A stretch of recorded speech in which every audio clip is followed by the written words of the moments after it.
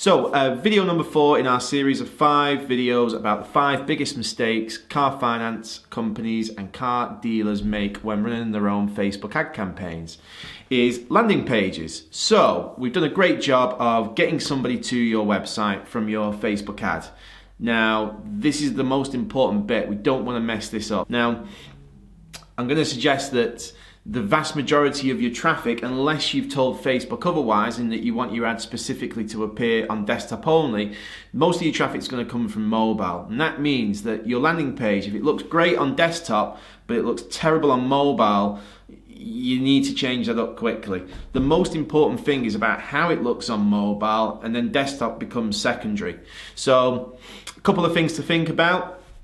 First of all, in car finance specifically, when we send them to that application page, give them some instructions on what you want them to do. Don't just put your form on there and expect people to fill it in. Even if it's just some simple things like fill in the application form below and we will whatever. The second thing is try and make the start of your application form appear above the fold. And now we're going to come on to the application form itself. Now this is really important, and we find massive difference in results in people that have put some real time into making sure that the application form is as frictionless and as easy to use as possible.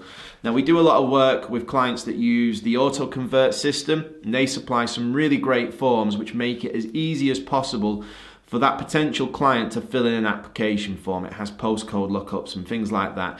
Now what you want to do is you want to make sure that you gain all of the information that you need, but it takes that person the least amount of time possible to fill that form in. If you do that, you will get more applications through the door for your money. So don't ask questions that you don't need. Don't ask for things like, unless you really need them, if you're asking for bank details and stuff like that, in most cases, we even remove how much do you want to borrow from that form, because we find that question is pretty irrelevant at that stage, and you can pick that question up when you speak to people on the phone. So get the information that you need for it to be a qualified inquiry. Don't ask for any more than that. The other thing is if you've got your own form that you've created, try and use the more modern way of laying out forms, break it up into different sections, try and give progress bars and things like that. Think about using icons instead of, your traditional form that you might have seen on a website.